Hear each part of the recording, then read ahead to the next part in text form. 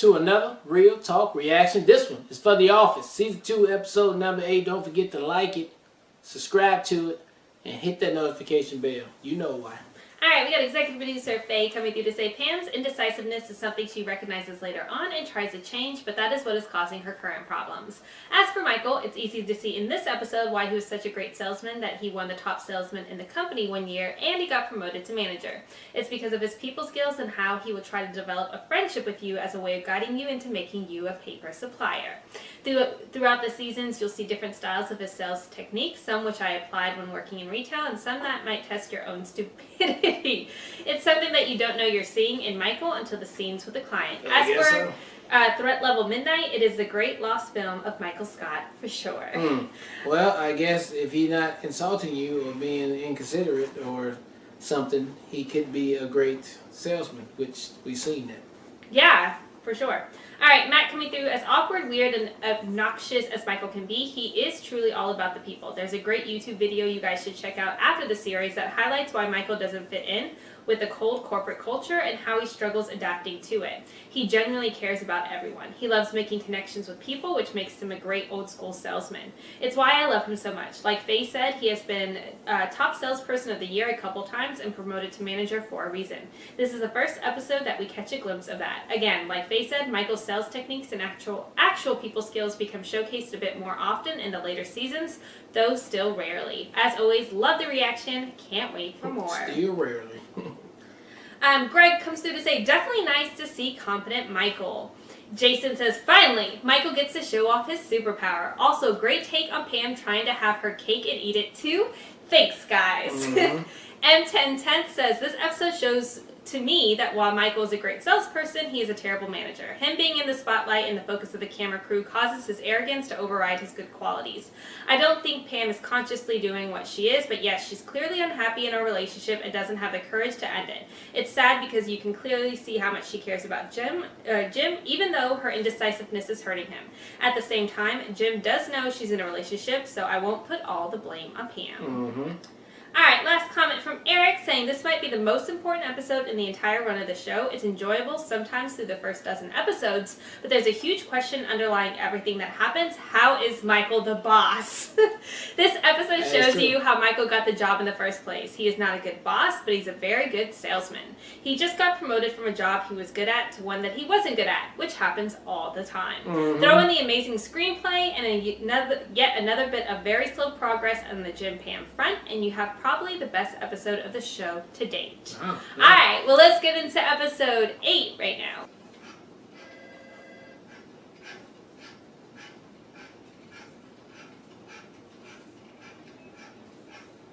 Why did you have to do the breathing now?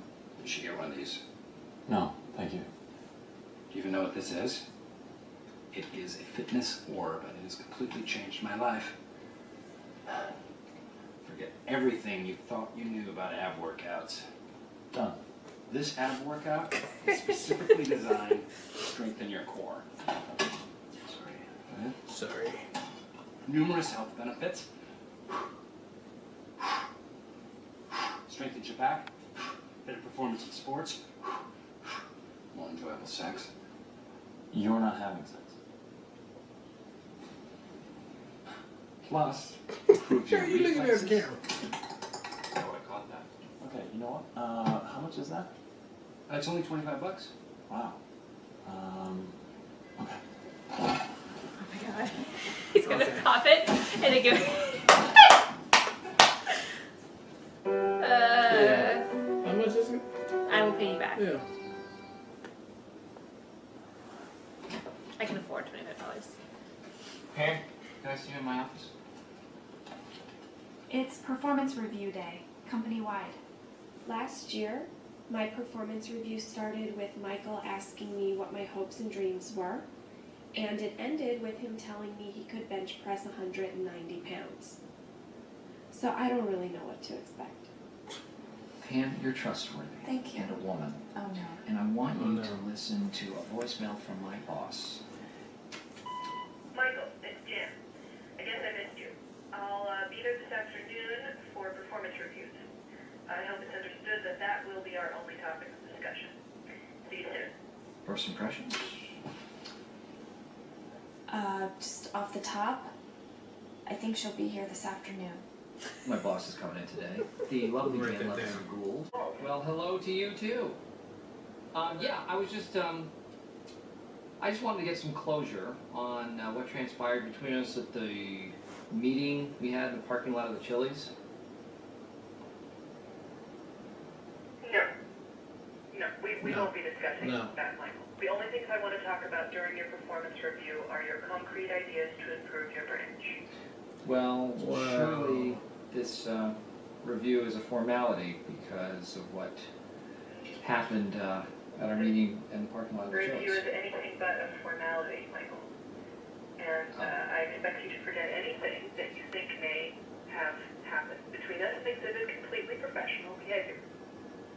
Been thinking about you. Okay, that is an example of completely unprofessional behavior. Thinking about you. See how that's unprofessional? Michael, Yep. are the cameras in there with you? No. In your office? They are not. Yes, they are. Click. That's my girlfriend. That's my girl. I heard they made out and had sex. They just made out. Well, I heard they made out And had and sex. had sex. Don't talk about it. Office romances are nobody's business but the people involved. Romances? Pam, I have Yeah, ideas that on a guy's daily weird. basis. I know I do. I have a clear memory of telling people my ideas. Is there any chance that you wrote any of my ideas down in a folder, like an idea folder? Sorry. Have a clear memory of who I tell my ideas to. Have you written them down? Yeah. There's tons of ideas in there. What A suggestions? suggestion box that I put out, and people could put in suggestions anonymously. Maybe there's prizes. Oh, yeah. I think I remember that from back when I first Why don't started. you find it and then tell people to get theirs? Hello, everybody. Yeah, attention please. Jan Levinson's coming very soon, and so we're going to have our weekly suggestion box meeting, so you can all get in your constructive compliments ASAP. Don't you mean constructive criticism? What did I say? You said constructive compliments. That doesn't make any sense. Well, Kelly, that was neither constructive nor a compliment, so maybe you should stop criticizing my English and start making some suggestions. Okay? Hey, Dan, of course. It's on every Thursday night, so how could I miss it? Can you believe who Trump fired? No, that was unbelievable. Who was it? Who did he fire? You didn't see it? No. When I got drunk with my laser tag team last night. Crap. Never go out on a Thursday night. What the hell was I thinking? I don't understand. They're just solidifying that, babe. And she's sliding over there helping. Right. Michael, it's time for the suggestion box meeting. I'm kind of in the middle of something. I wish you wouldn't interrupt.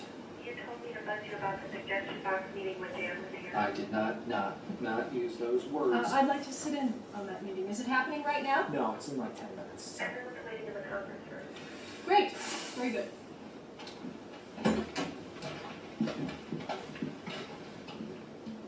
Why are we here? Because I value your opinions. Now, I know a lot of you don't think that I read your suggestions, but I do. I just sift through them every week, and I really look and scrutinize to see what you guys are writing. So, let's just read some of these suckers, okay? Oh, God. Number one, what should we do to prepare for Y2K? What should we do to prepare for Y2K? I thought you read these every week. Well, obviously this one got stuck in the box. That happens occasionally. It happens Oh, occasionally. that's like super fucking out. One down. Next suggestion. That got stuck in a We box. need The better first one came up. for employees fighting depression. Okay. All right. Enough of the jokes. Nobody in here is suffering from That depression. sounds serious, Michael. Oh, okay. Well, yeah. Who wrote it? Tom? Tom. Then it is a joke because there is nobody in here named Tom. Tom? He worked in accounting up until about a year ago.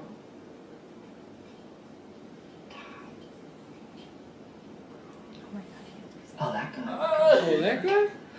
All right. Wow. Next suggestion. You need to do something about your BO. You need to do something about your BO. Now, I don't know who this suggestion is meant for, but it's more of a personal suggestion. And it's not an office suggestion. Far be it from me to use this as a platform to embarrass anybody. Aren't the suggestions meant for you? Well, Toby, if by me you are inferring that I have BO, then I would say that that is a very poor choice of words. Mike, he wasn't inferring, he was implying. You were inferring. Was I, Creed? Okay, well... You don't know what it means. Is that when we're on an elevator together, I should maybe take the stairs. Because talk about stank. Not that I would ever say something like that in public, and I never have, and I never will. I just think it's something that we should all be aware of. Okay? Now that we've learned this, let's continue. See, this is good. I'm trying to say Michael stink. And we're figuring some stuff out. Just keeps going there. What do you say, Jan? It's okay. Here's what I'm going to do. I'm going to step outside, collect my thoughts, and I will return in about 10 minutes. Okay, you just clear your head. I know it's your job, I know you have to ask, but I promise you, I'm not going to discuss it with him. I'm certainly not going to discuss it with you. Do you have a light? And in conclusion, I think Lex Luthor said it best when he said, Dad, you have no idea what I'm capable of. That's from Superman? Smallville. Always means never, ever. I just want to know, from the horse's mouth, what is the dealio? The dealio. Nothing to do with your looks, okay? It's your personality. I mean, you're obnoxious and rude and stupid, and you do have coffee breath, by the way, and I don't agree about the BO, but you are very, very inconsiderate. Really? Really, you're a great guy, okay? I appreciate that. After she said all that.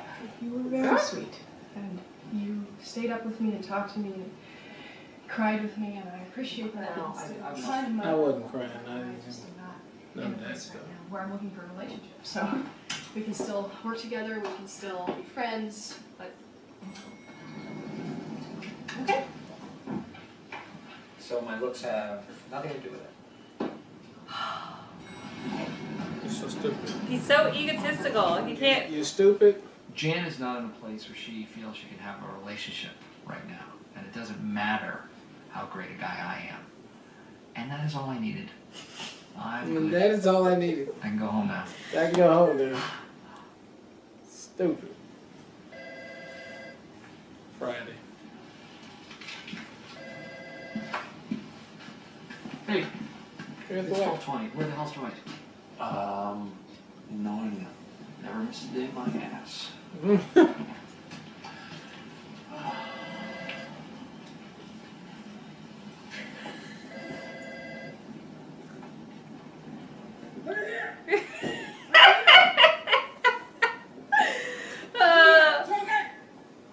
He realized somehow. That's so bad. He somehow realized it was fucking still Friday. Right. Alright, that was episode 28 of The Office, and again, that was another great episode of just Michael just being Michael.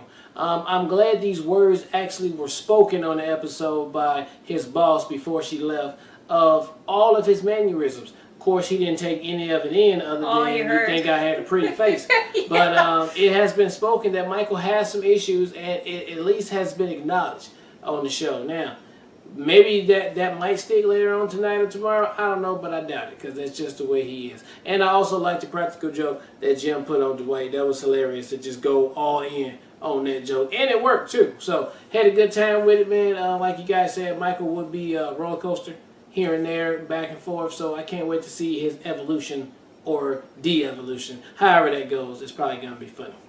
Yeah, I mean, my highlight is definitely Dwight and Jim again. Anytime they're scheming, whatever that scheme is, it works for me. I also personally think Dwight does deserve a raise because that was a fucking phenomenal presentation. I mean, who does that? He went all the fuck out. Like, I thought that was really good. But yeah, everything about Michael this episode was full on cringe. I was just like, get it over with. Yeah.